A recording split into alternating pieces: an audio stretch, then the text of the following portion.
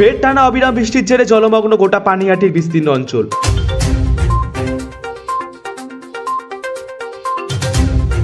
এবার সেই ছবি ফুটে উঠেছে পানিহাটির ২১ নম্বর ওয়ার্ডে। টানা বৃষ্টির জেরে দুর্ভোগের মধ্যে পড়তে হচ্ছে ২১ নম্বর ওয়ার্ডের এলাকাবাসীকে।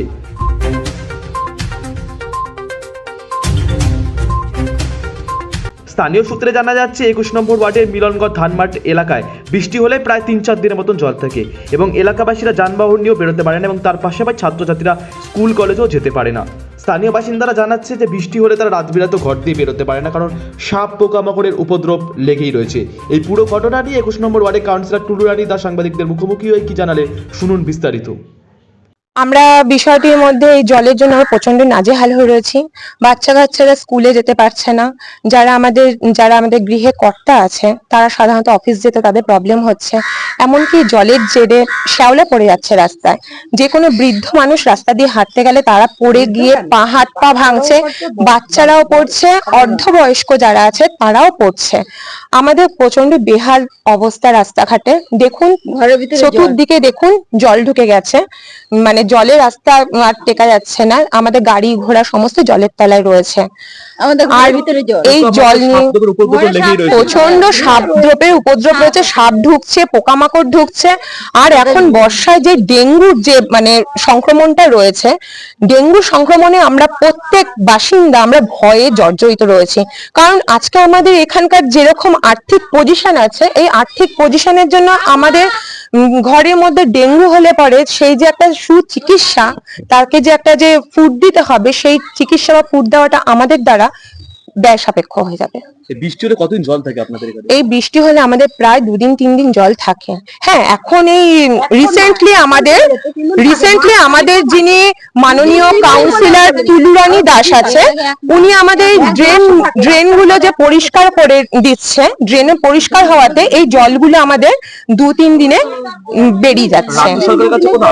হ্যাঁ, রাজ্য সরকার মাননীয় মুখ্যমন্ত্রীর কাছে আমাদের এই আবেদন যে এই জল জড়িত আমাদের যে বেহাল রাস্তাঘাটে এই অবস্থার জন্য আমরা বাসিন্দারা নাজেহাল হয়ে রয়েছি। আমাদের এখন এই অসুখ বিসুখ কোনো কিছু হলেও আমরা যেতে পারবো না চট করে। আমার নাম দীপিকা সাহা, আমি ২১ নম্বর ওয়ার্ডের বাসিন্দা, পানিহাটি। কন্টিনিউয়াস 2 দিন ধরে যা বৃষ্টি হয়েছে তাতে জলটা অনেকটাই হয়েছে। বৃষ্টির জল তো বিভিন্ন জায়গায় জমছে, আমার পানিহাটির সর্বত্রই জল জমেছে। তার মধ্যে আমার ২১ নম্বর ওয়ার্ডের ধানমাঠ অঞ্চলটা বেশি জল জমে, তো ওটার নামই হচ্ছে মিলনগড় ধানমাঠ। ওই ধানমাঠ অঞ্চলটা বেশি জল জমেছে বলতে আমি ড্রেনগুলো খুব ভালো করে পরিষ্কার করিয়ে দিয়েছি যাতে জল কোথাও আটকে না থাকে। সেহেতু জল হাই ড্রেন দিয়ে যাচ্ছে, কিন্তু যাবেটা কোথায়? বিশেষ হচ্ছে যেমন খড়দা খালের সঙ্গে হাই ড্রেনটা যুক্ত, খড়দা খাল ওভারফ্লো। খড়দা খালে আমাদের থানার ওখানে যেমন পাম্প বসানো হয়েছে, তাতে জল সরানো হচ্ছে। এবার এই জলটা যেতে একটু সময় লাগবে।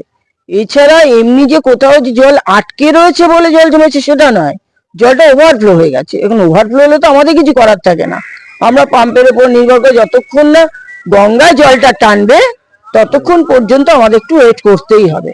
আর সেরকম কিছু অসুবিধা নেই, তবে জল জমা থাকলে তো সবার ক্ষেত্রেই প্রবলেম হয়। দেখুন, সাপ রোগের উপদ্রব সর্বত্রই আছে, সেটা আমার এখানেও আছে, মানে আমার অন্যান্য অঞ্চলটা যারা পানিহাটিতেই আছে। সাপ রোগ নিজেদের একটু সাবধানতা অবলম্বন করতে হবে। আর বিশেষ করে এখন তো ডেঙ্গুর যেহেতু কাজ চলছে, আমাদের ২১ নম্বর ওয়ার্ডে আমার মনে হয় না কোনো ড্রেন অপরিষ্কার আছে।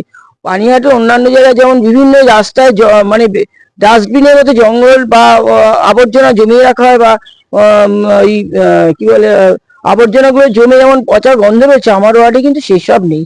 আপনি ঘুরে দেখবেন সারা পানিহাটির মধ্যে, মানে ২১ নম্বর ওয়ার্ডে রাস্তায় কোথাও আবর্জনা বা স্ট্যাক করা কোনো আবর্জনা নেই।